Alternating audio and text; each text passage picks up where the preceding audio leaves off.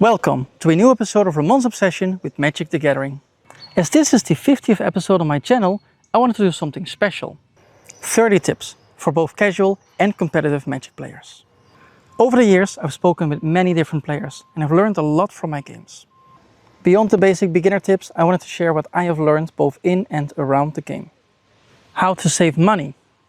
How best to prepare for a game. What to do while playing on both technical and social level. How best to protect and store your cards. And I'll be closing off with 5 tips that are a bit unusual, but that do keep Magic a fun and affordable game for me. Let's go!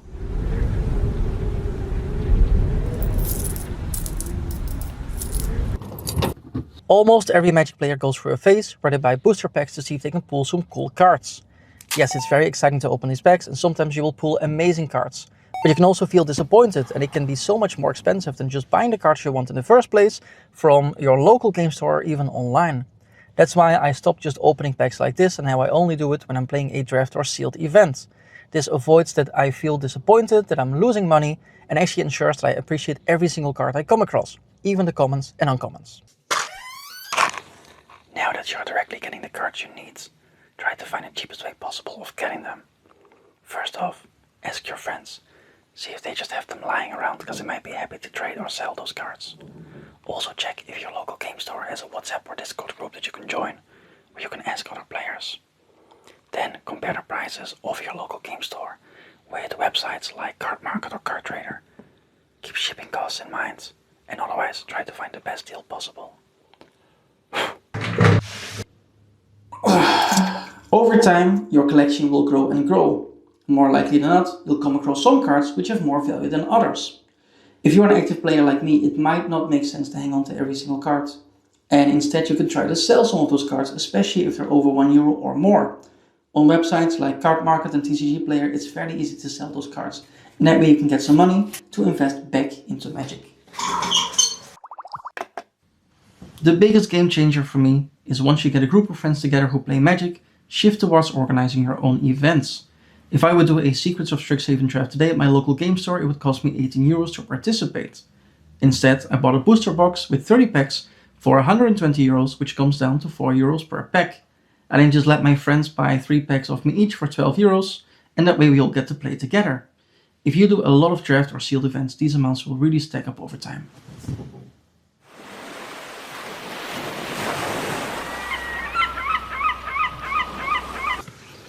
Make sure you bring the right stuff to play your deck and keep a clear oversight at all times, for yourself and your opponents. Otherwise you might end up making mistakes. Bring enough dice or other counters. Bring the right tokens that could be created when playing your deck, and bring something to track your life with. For example, my first ever commander deck was built around Kibo Octabi Prince. When playing him, it is crucial to bring plenty of +1/+1 counters for your monkeys, as well as banana tokens, which you will have to create yourself. There is a stereotype around Magic players, that they are smelly. I usually play in air-conditioned areas, so it's not much of an issue for me, but there have been some cases where I walked into a game store and I got that classic Magic the Gathering smell. As with anything that takes place in public, take a shower, brush your teeth, put on some deodorant, and just make sure you're a fresh and frisky person to be around. It is custom to cut your opponent's deck before a game starts. This is to ensure that the game is fair and that nobody is cheating by putting a specific card on top of their deck to give them an advantage.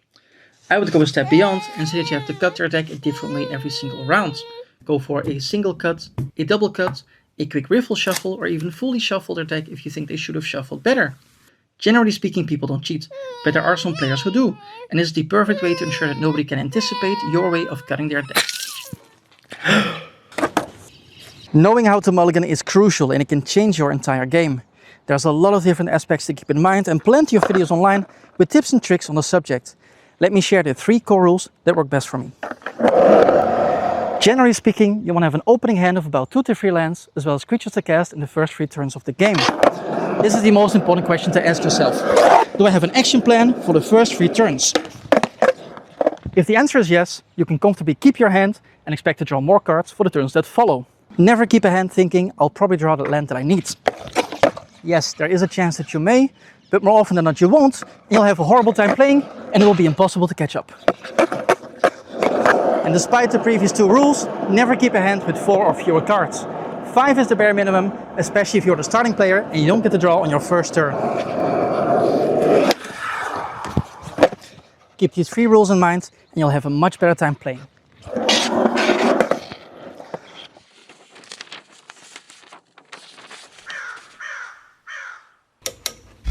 Make sure to always have a clear overview of your battlefield.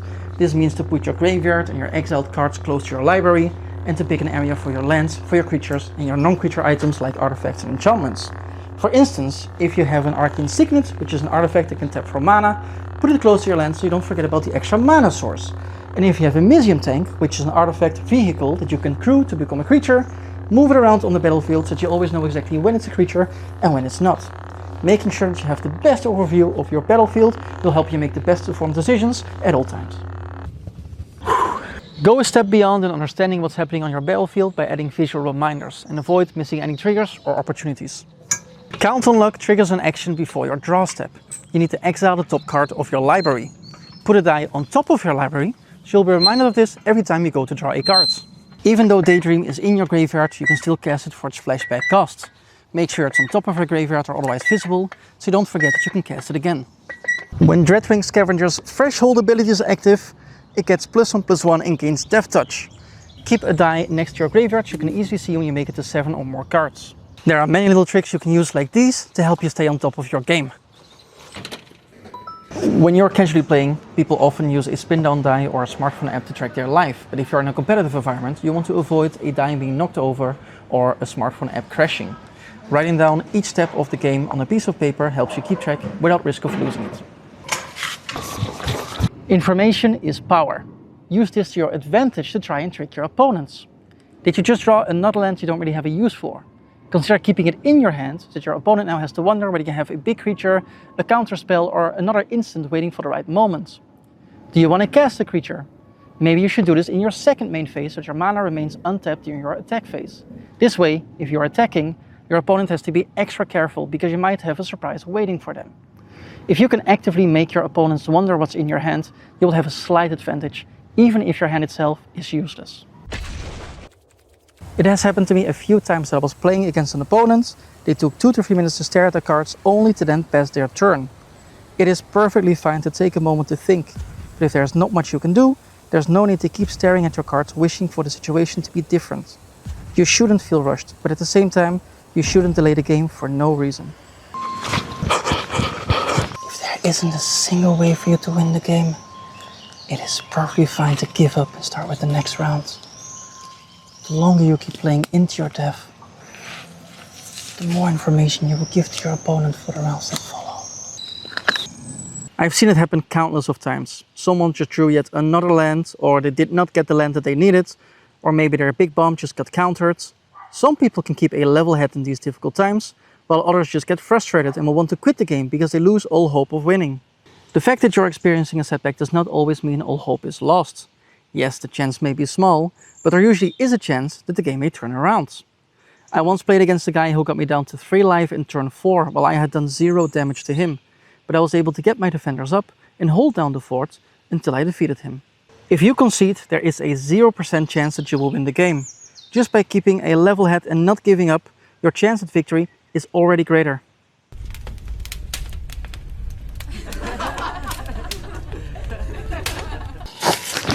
Make sure you know what's happening at all times.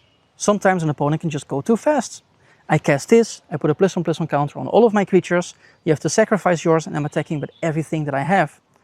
At these moments the game can feel overwhelming, so it's crucial that you slow down the game to understand what's happening and ask for an explanation where necessary. Ask to read the card of the opponent, go through the individual steps and make sure that each step is indeed a legal move to make. In some rare cases you'll find out the opponent made a mistake, which can happen. In most cases, you'll at least understand the interactions between the different cards and can then respond where necessary. Either way, when you're playing Magic, it is perfectly reasonable and actually necessary to understand what's happening every step along the way. Don't be afraid to ask a judge for their input. You may not always 100% agree with your opponents on how an ability or interaction is played out, and that's exactly why there's judges available at these events. Otherwise, you can always ask other players or even look it up online, because oftentimes players around the world will have had the same question as you. Wanting to make sure if something is a legal move does not make you a difficult player or even an asshole. It ensures the game is played fairly and according to the rules, and anyone who's against this probably has something to hide. Distractions can be frustrating, both for you and the person you're playing with. Don't spend too much time on your phone, and don't get too caught up in conversations with other players. A general rule is you don't want your opponent to wait for you to focus back on the active game that you're playing. You're there to play Magic, so play Magic. Magic the Gathering is a social game. You sit across from your opponent and you announce what you're doing every step along the way. While you're there, you might as well engage in some small talk to try and get to know the other person better. I often ask questions like, how long have you been playing Magic? What's your favorite set? Or something along those lines. It helps break the ice and makes the experience for both you and your opponent more fun. That being said, it takes two people to have a conversation, so if the other person is not into it, you can always abort. When you're engaging in conversation, every once in a while you'll come across a player you really enjoy playing with. In those cases, I would suggest saying something like, hey, I really enjoyed our time together, do you mind if we stay in contact? Worst case scenario, they say no, but otherwise you can exchange WhatsApp or Instagram information to stay in touch and arrange to meet in the future. I actually printed a bunch of business cards for this exact purpose, and it really works. Some of the people I met at events are now part of my main play group, and we organize drafts together on a regular basis. If you are getting your ass completely kicked by someone, make sure to ask them for feedback after the match ends. How do you think I could have won this game? What would you have done differently? And why did you do what you did in that particular situation? Usually players are happy to share the thought process, and you can actually learn a lot from this. The most important tip I can give you is to have fun. Don't let the game get you frustrated, never ever get physical. And even if at times you feel like the game is unfair, remember there's always an aspect of luck to the game, but that everyone is there for the same reason, to have fun. This includes allowing other people to have their fun. If you're winning a game and instead of hearing well played or congratulations, you have to listen to the loser complaining, saying stuff like, I have the better deck and you know it, I should have won this game, that card you played is bullshit, it's harder to enjoy that moment. For me, when I'm losing a game, if I'm engaging in fun conversations, I can still enjoy the experience and be happy for the other player. That's not only a good tip for Magic, but for life in general. A positive mindset can change everything.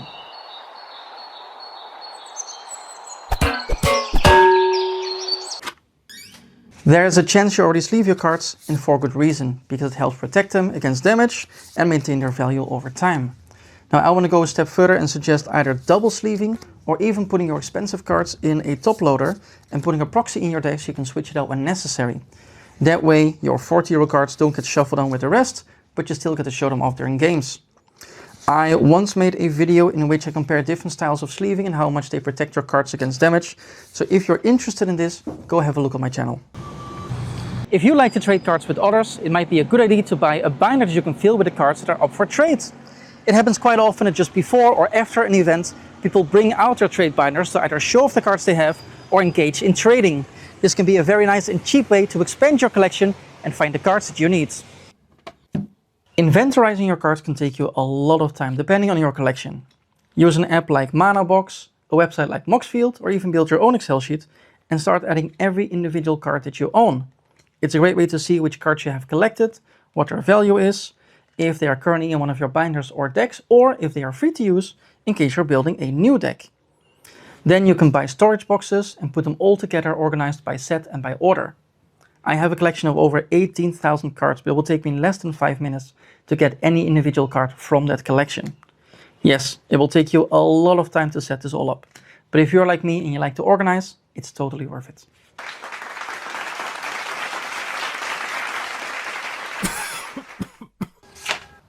I gave myself the rule to only buy single packs on special occasions. Whenever I land a new job, if I'm visiting a country and I go to a local game store, stuff like this. In addition, whenever I'm opening a secret lair or a collector booster, I try to make this into a very special moment as well. For example, whenever I would open a collector booster, it would take me about half the day because I would only look at 1 or 2 cards every hour or so. That way, the excitement lasts much longer. Right now I have my YouTube channel, which is even better. I prepare my whole setup, I film myself opening the product, and afterwards I get to edit the whole video together, which allows me to combine 2 of my hobbies, Magic the Gathering and video editing.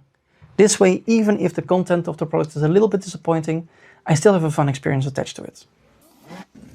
My favorite way of playing Magic is by doing draft or sealed events, which means I open packs and I build a 40 card deck on the spot. Usually after the event finishes, I don't have much use for those decks, so I choose my 9 best or worst performers, put them together on a single page in my binder, and then write a single page recap of how the event went. I add descriptions of why individual cards were chosen, and I add details on my opponents and how the matches went. For me, it's a great way to remember events and for my cards to live on in the Hall of Fame. Shit. Game stores will sometimes organize special events, either because they're instructed by Wizards of the Coast, or because they like to organize it themselves. This could be a Chaos Draft where you open packs from different sets, could be a Commander Night where you have 2 versus 2 battles, or maybe it's a special tournament where the rules of the game themselves are adjusted. And more often than not, they will also offer you special promo cards or other rewards for participating. If you like to join these kinds of events, it might make sense to keep an eye on the event calendar of your local game store. Wizards of the Coast always gives a lot of previews and provides a full list of all new cards before the release of each new set. This means that you as a player can study these cards before a pre-release event takes place. Yes, it makes you much better prepared and probably a much better player, but I think it also makes the event itself less fun, because a lot of the excitement comes exactly from opening packs and not knowing which cards you'll find inside. That's exactly why I always try to avoid any and all spoilers, to make my pre-releases themselves much more fun and exciting. This final tip helps me to always enjoy drafting and not feel too competitive about the game. Drafting is challenging, and one of the biggest challenges is deciding which cards to pick and which colors to stick to. That's why I feel like I'm having much more fun if I let fate decide for me. So whenever I open that first pack, whichever rare or mythic I get, that decides what I play. This way I'm always learning new playstyles, and I rarely have to worry about at least one of my colors. Of course, if you really get stuck with a shitty card, you can always switch as you normally would, but if I can realistically draft this color, I will go for it. And that brings us to the end of the 50th episode, which I think is a nice moment to look at a couple of data points. So, before uploading this video, a total of 4 hours, 18 minutes and 21 seconds could be watched on my channel. Across all of my videos, I had 9,495 views, 249 likes and 80 individual comments, although most of those are probably from my brother-in-law, my wife and my mom. In addition, the most viewed and liked video is the opening of the Secret Lair Dungeons & Dragons, an exhibition of adventure. The least viewed video is the opening of the Scourge booster, which is a shame because what I paid for that single booster is more than the amount of views I got, which is a bit painful. On my entire channel, a total of 54 subscribers, and for this I'm very thankful, because I think it's very cool that 54 individual people are happy to stay updated on videos that I upload. Special thanks go out to my brother-in-law, because 15 of these 50 videos would not exist without him. He was very graciously letting me open his Secret Lair, so thank you again for this. And of course to my wife for her never-ending support and for allowing me to spend all of her life savings on magic products. If there's anything you take away from this video, I hope it's tip number 22. Have fun, or else what's the point? Thank you so much for watching, I really appreciate it. And I'll see you in the next video. Bye bye. I think that's okay because it came from the heart.